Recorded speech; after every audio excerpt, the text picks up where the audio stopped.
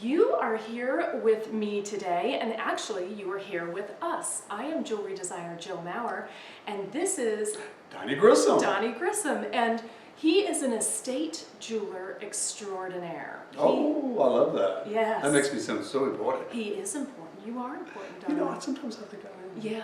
Yeah, you are. Donnie actually he's very humble. He has gorgeous jewelry. He has an incredible clientele that he can't name. Thank you. Oh, I can. Give me a cocktail. It'll come out then. That's true. It does come out then. But many a private jet has been sent to him to pick him up to bring jewelry. That's always nice. To private closets.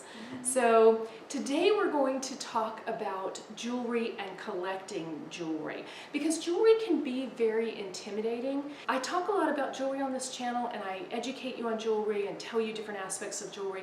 It's always good to get another opinion. I am a jewelry designer, and I have been a collector. I collected jewelry. Donnie is looking at it from the other angle. He sells jewelry and he sells estate jewelry. So Donnie has this perspective of what will endure, what lasts and what goes on. So today we are talking about collecting jewelry, and I think maybe we'll do this from how to start a jewelry collection. A lot of the viewers that I have do collect jewelry, and they have different jewelry collections, but I also have a lot of people who collect handbags. And they're moving into jewelry. And handbags is an area Donnie doesn't really know very well. You're starting to learn it a little more. I'm trying to learn, but yeah, it's a different world for me, because I'm so used to people collecting jewelry, not handbags. Yeah. But they come in with a great handbags. I just don't know and he's much about them. I remember one time I was helping you. So there were two things that were happening. One, this is in Vero Beach. okay, well, the one I'm thinking of was in Nashville. Oh, yes, I remember that one So too. we were in Nashville, and this woman, Donnie wasn't, I mean, he was giving her attention, but not a lot of attention. I mean, he was talking to her, but I don't know, he didn't really But she needed more attention because of the handbag. She needed more attention than he was giving to her, and he wanted her to, she wanted him to comment on the handbag. She wasn't wearing any jewelry, and she was talking about how she wasn't wearing any jewelry, and she wanted to collect it, and he was like, well, you know, I can set you up, what kind of price range? And she kept putting her handbag right in front of him, and Donnie was like, what was that woman doing? Like, get that handbag off my cases. What is going on here? And scratch my glass up. And I said, Donnie, that was an Hermes. I don't remember if it was a Birkin or a Kelly, but that was, you know, a $12,000 handbag, and she was trying to show you that she had money. And all you But she proved it. Right, she did buy She proved jewelry. it, so. But it was funny because he was oblivious, and I realized what was going on, and I told her how lovely her handbag was and pointed it out to Donnie.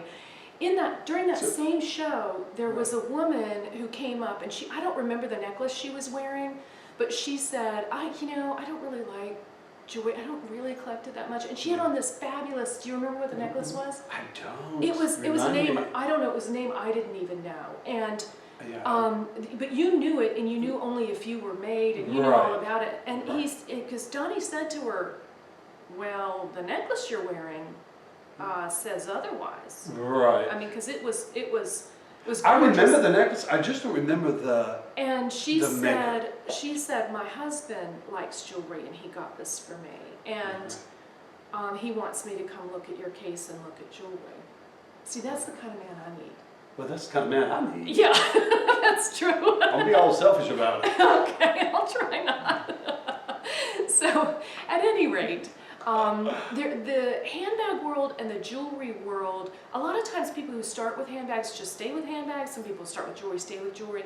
But I'm noticing a trend that a lot of the handbag collectors are, I don't want to say they're getting over it, but you know, they've gotten a lot of handbags, they've had a lot, they've bought and sold. They're kind of maturing, they're growing, and they're ready, just in age. You know, this does happen too, where you have a lot of stuff and then you start looking to jewelry. And I'm seeing that happen in the YouTube community, where handbag people are starting to collect jewelry. So let's talk a little bit about that. But I think people that have handbags or collect handbags, they usually have a certain style. They do, and I'm a they- little worried about it. It's a very different, not that I should be worried about it, but it is a different way of collecting. And so I have not talked to Donnie about the kind of questions I'm going to ask him, because Right.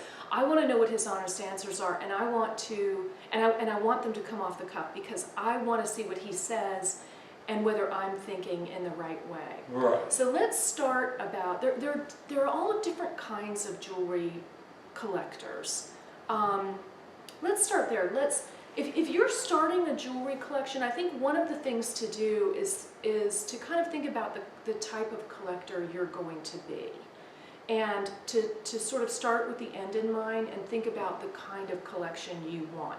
So what are some of the types of jewelry collectors that you find? You know, I don't think they start off as a collector. I think most people that are buying jewelry, they end up, they get the central pieces first. And that's usually where they start with their wedding ring, their diamond. Most of the time, it's a diamond or maybe a colored stone. I think they start with that, and then they always start with a pair of studs. Then they mature, and then they start buying. That's what we need. We need a pair of studs. Right? It's like the pool boys. Earrings, Two right. We boys. need, yeah. For Okay, one pool. just as an aside, Donnie and I have always, we've known each other for decades, and we've always talked about getting married, and we just didn't know how Yeah. this would work. And one day we realized how it would work. Yeah, we would get two pool boys. Two pool boys. That I think it was brilliant. I do too. That's it. I think we've solved it. It really is. Hey, I think it's perfect. Okay, but you were talking about earrings. So earrings. So I think when Stud people earrings. they don't go into collecting jewelry in the very beginning. They start with the central pieces. One is a ring that they're going to wear every day, and often that usually becomes your wedding ring, and a band. And then they move into earrings, and they usually end up with studs. Then they move into a bracelet, and often that bracelet is a diamond bracelet. Then they decide the diamond bracelet is too formal to wear, like a tennis bracelet. Then they want something different. Then they get a gold link bracelet.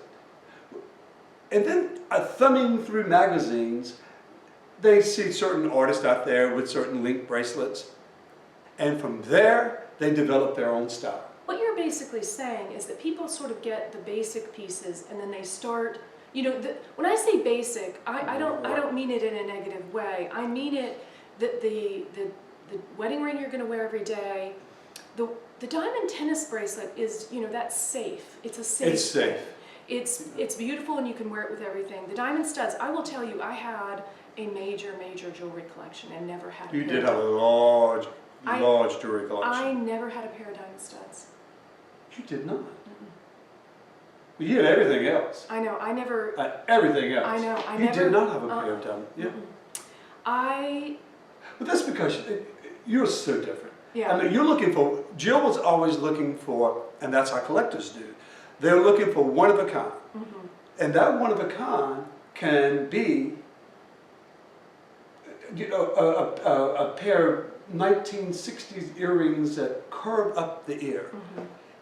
Or it can be one of your earrings that you designed today that are one of a kind, or they're not mass produced. Right, so yeah, when I collected, I did collect current designers and I collected estate, but always with the eye of what would be timeless, but by that I don't mean that wasn't making a statement. What would go forward? Now, let me ask you something. Let's talk about Cartier for a minute. If someone were interested in Cartier, is there something you would recommend that they get from Cartier? What would you say? Well, I mean, if you mean as not like a wedding, engagement ring or something like that. Not like that. For Cartier, I would probably say people know the love bracelet. That is the one thing everyone would like to have. That if you buy Cartier, you have a love bracelet. So what do you think about that? Do you think that's the right thing to do? You know, I do think that is. Do I think it's the right thing? No, I would not have one, because everyone has that. So I don't want. You know, Right. So jewelry is supposed to define your style. I agree. And people forget that. I agree. So Yeah. this is one of the things, and this is going to be controversial. But what I see in the handbag world is that a lot of people have the same handbags. They all have, we can name them, the Neverfull, the Chanel Classic Flap, the this, the that, and the other thing. And before, when I first started collecting handbags, it wasn't that way. I think YouTube did a lot of that.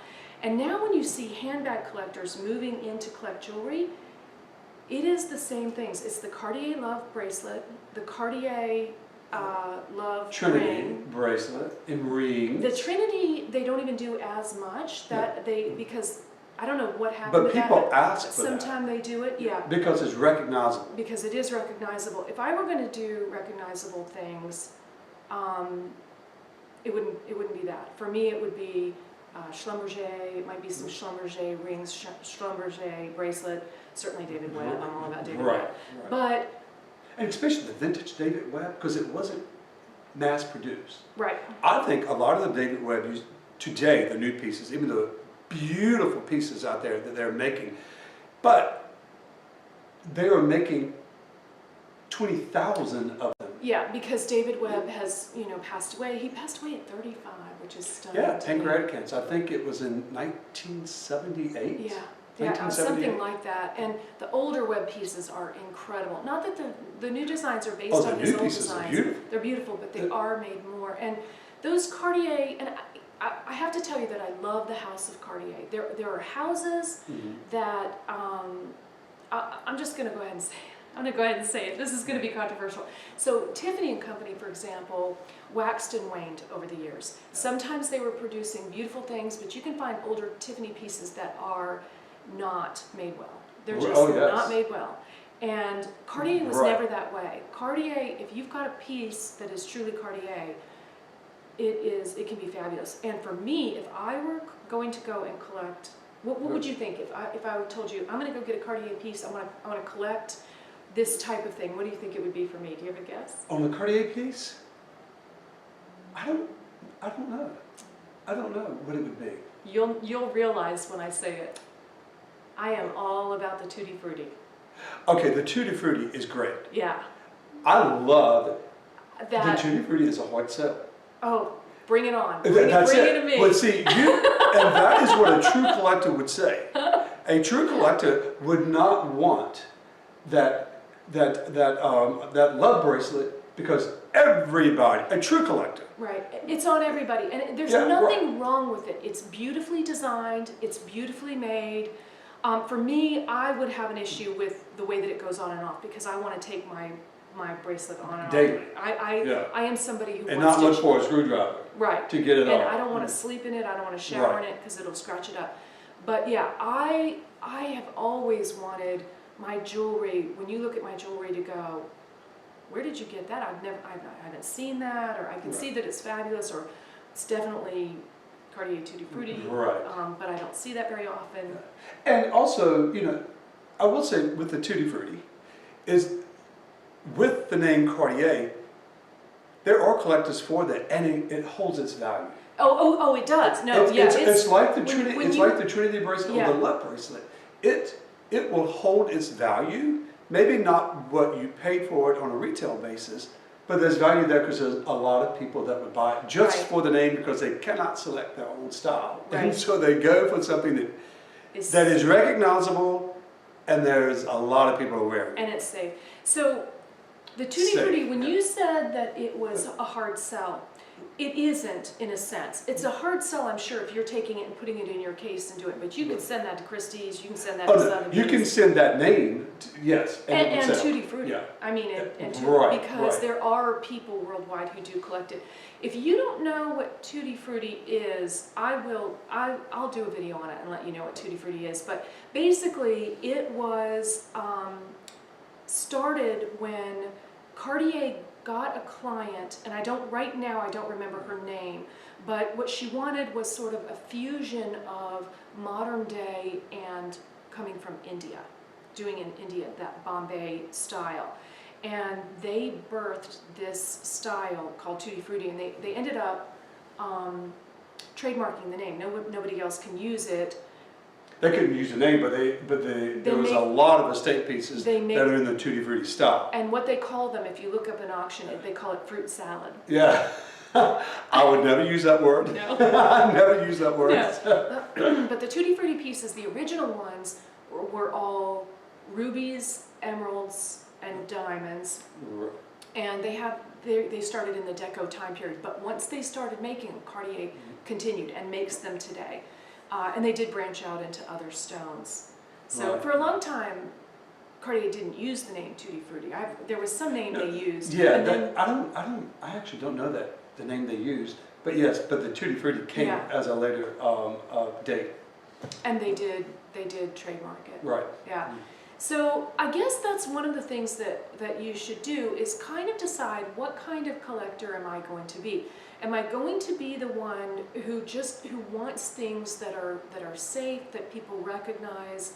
And there's nothing wrong with that. It's not me. So that's the love bracelet, the love ring, maybe in the Trinity. estate world. I'm going to sell more of the recognizable pieces than I would selling the unusual one of a kind. Now, I'd rather sell the unusual one of a kind. Yeah. But there are more people shopping for the other. Is that more recent because of this YouTube thing? Or it's more recent because of the internet. Everything is recognizable now. Yeah. And so, everybody wants what everybody else has. And so, before, 25 years ago, that wasn't, people would go to the sort of like antique stores and the antique shows because they wanted unusual. They were not going there to buy the love bracelet. They weren't going. They wouldn't wear that. They wouldn't wear that. Today, it's totally different. Yeah, I mean, I think the internet has changed that. But I think YouTube has a lot to do with that. And my concern is that what will happen is, just like everybody has a certain Louis Vuitton bag now, everybody will have that Cartier Love Bracelet, and that will become harder to sell at some point because there are just so many. If you think that is not being mass produced, you are mistaken. And it is being mass produced. I can't even imagine the number of those bracelets that are being produced. Yeah, I mean, 100,000? I have no idea. And again, there's nothing wrong with that, but it does fit into that, the diamond stud. It's not special in the way that it is not unique. Right. Now, it's a safe place. Right. As far as holding value, there are names that are very, very desirable in the jewelry world that you may not have heard of. Now, if you listen to this channel, you may have, but they are very desirable and will stay desirable. What does happen is in the jewelry world, unlike the handbag world, there are smaller jewelry designers who do well and that people continue to recognize are worth money even later. And some of those names, and I would say even more than the Cartier Love Bracelet. So some of not Cartier. Cartier makes, I want to tell you, some fabulous stuff. And they've been around for so long that, I mean, I love some of the Cartier Edwardian pieces. Oh, gosh. I mean, there are pieces. Some of the Edwardian pieces are stunning. That's the other thing. And that was a craftsmanship there. That was, unlike, when she said the Edwardian pieces, I mean, they were hand done. These were, you had artists sitting there making the metal. They weren't even really casting the metal as much then. I mean, they've been casting forever. They had developed better techniques with platinum so that they could be thinner. So they were platinum and diamond and airier. Yes. And unlike going back, I hate to keep going right to the love bracelet, but the love bracelet, that is a stamped out piece. I don't mean to say that it isn't a nice bracelet. It's a beautiful design. It's just not special in the way of being unique and having an artistry. Right. And saying something about you and your choice and your selection. It's kind of like I feel when I carry my Chanel classic flat medium double flat bag now. I don't get any comments on it. I'm sure that people notice it. When I first carried it, decades ago at this point. People comment on it. They would say something they liked it. Now everybody's seen it. It may or may not be fake. They just don't know. So they sort of look at it, but I don't get comments on it. The things I get comments on are my more unique individual bags. And that's going to be the way it is with jewelry too. And you are right. And doesn't it feel better when someone recognizes, even if it's a piece of stage jewelry that you may wear, or your own design that you're wearing, or a handbag that you selected because it was unusual, not a big name? Doesn't that feel, because it says my taste is good, Right. because people recognize that when I'm carrying, my LV bag. Oh yeah, you got an LV bag. Everybody's got an LV bag. So It's kind of like being a leader instead of a follower in a sense. It's more it unique. is. Cartier Love Bangle is kind of like that, like this shirt, like the classic white shirt, made well. You can wear it everywhere. It will never be inappropriate. But the thing is, I don't want to spend $12,000 on this. If I'm gonna, I don't know what the Cartier Love Bangle is right now, but I could spend that money better. Right. But okay, again, this is just me. And there are designers who have done well. We were starting there. So there are names like Henry Dunay, David Webb. Help me out here. Arthur King, which is a piece we got here. So Arthur King. Even like Elizabeth Locke, who is a recent person. Elizabeth Gage. Their looks are similar, but classic, and people collect them. So if you have a name, if there's a designer who has a look, then that will continue to be valuable and to be worth something. And then nowadays, I do think you need more of a name. And here's why. Well, the name holds its value. The name holds its value more. But in the past, there were pieces that I collected that were gorgeous, that had no name on them, no nothing. But everything was really handmade and sometimes custom made, so you could find really unusual pieces that didn't have a name. Nowadays, that doesn't happen as much. If somebody takes that time to make something by hand, to make something important, they put their name on it. Right. And in the past, they didn't necessarily. And the really, a lot of times. Great custom pieces, from the turn of the century to the 1970s. That great craftsmanship, not a name on the inside. Not a name on it, and it's still great. That doesn't happen as much today. No. Today, if you see a lot of jewelry without a name on it, it's really been mass produced, and it's what we call stuff. Yeah. It's stuff, and some of the stuff is nice, but right. It's stuff. And but I don't think people should get caught up in a name. What we're saying is a name has a tendency to hold its value more. Right. Well, I think what we're saying is it doesn't have to be a specific name, but if there's a designer that you love and you appreciate and you connect with, that designer is likely to hold its value even if it's small, if it's a small designer. And maybe later, especially if it's small. Henry Dunay never mass-produced anything. No. And is one of the most desired designers today. Well, actually, he's still producing too. Really? Couture. He has a shop in New York. He has unless it closed recently, but yeah, he was still doing custom work. It wasn't a shop you walk in and you buy. How's he doing that? How's he doing it? Is he alive? Yeah. Oh my God. How about something happened last week? I didn't realize that. Sorry, Henry. Yeah. Love you. Love you. Yeah, he's like 80s. He's 7 years old or something like that. He's got to be old. Oh, okay. Yeah. Okay. Yeah. Ooh, like to meet him. I'd love to meet him. I got to meet a designer that I loved when I was at Couture. Stephen Dweck, and if you don't know Stephen Dweck, he does great designs, and he crosses the line between sort of fine and costume. It's not costume. Everything is made from real stones, but it's not the diamonds, and he cuts agate and does. They're usually rough, tumbled stones. Not always. But not always, yes. Yeah, because I've had pieces where he's cut each link and it goes. I mean, gorgeous stuff. And I was showing at Couture, and Couture, if you don't know, it's in Vegas. It's just to the trade. It's jewelry designers to the trade. It's the creme de la creme. You have to be invited to go. And I was there in my booth, and I was talking about how much I loved Stephen Dweck, and they said, you know, this guy said, "Girl, you know he's here." And I did one of these, like, oh, where is he? oh my gosh, you know, and he took me to introduce him, and I was like, I am so sorry to tell you this. Normally I'm very elegant and sophisticated, but I'm gonna go fangirl right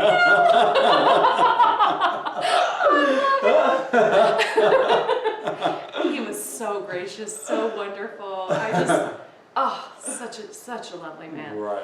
At any rate, so you just decide for yourself. Now we're a couple of jewelry snobs. That's fair to say. Yeah. Right? I am, but I think it's the same thing with you. Going back to names, because right now we're talking about a lot of names in the business, Right. because we were saying it holds value. Right. Certain names will hold value. I, as a collector, would not be running out for the names. I would No. select my style. Yeah. And I would be looking for that. No, so what I'm saying is, if you're buying new, Right. I would select designers that you like and follow them, Right. and and do that. But if you're buying vintage, you don't need to have the name. You can, and those can be great, but it is also just about learning how jewelry is made, learning to be able to identify what is truly fabulous. And some of that is just from looking. You just look and look and look Right. and look. I did a lot of, back in the day, and I'm sure you might be able to still do it now, but I subscribed to both Christie's and Sotheby's, to their auction catalogs, and I would go through them and read them, and that's where you really start to see all different kinds of styles from all different kinds of periods. And you get to train the eye. Mhm. That's important. Yeah, that's where you learn. You learn what you like by looking through those catalogs, or even going to the shows and looking. The new shops, the antique shops that would have jewelry or handbags as well, Right. and you select your own taste at that point, Right, and or that develop it rather. Yeah, and that will even train you to look at new jewelry and evaluate, will this piece survive? Right. Because there's a lot of stuff, when you go to look at estate jewelry, there's a lot of stuff that did not survive. It got melted down, or it got torn up for the parts, because it did become dated and it didn't stand the test of time. Every Right. period had its stuff, its stuff that wasn't Well, made every for- period they made for the upper class, and they made for the middle class. So I think that may be some of the stuff you're talking about. Right. So. And some of the people creating the jewelry had a good eye, and some didn't. I've Now- got to go pee. Okay. All right. Well, Can that I say means we're going to that? close. Yeah. That means we're going to close out this video. If you have any questions for us, please do ask. I plan to have Donnie here a lot, and we Yes. can talk about different things. And Right. next time you might want to have a glass of wine, because some of Oh, these- I will, or gin and tonic. I was talking to them. If you want a gin and tonic, I'll get that for the next one. Bye for now.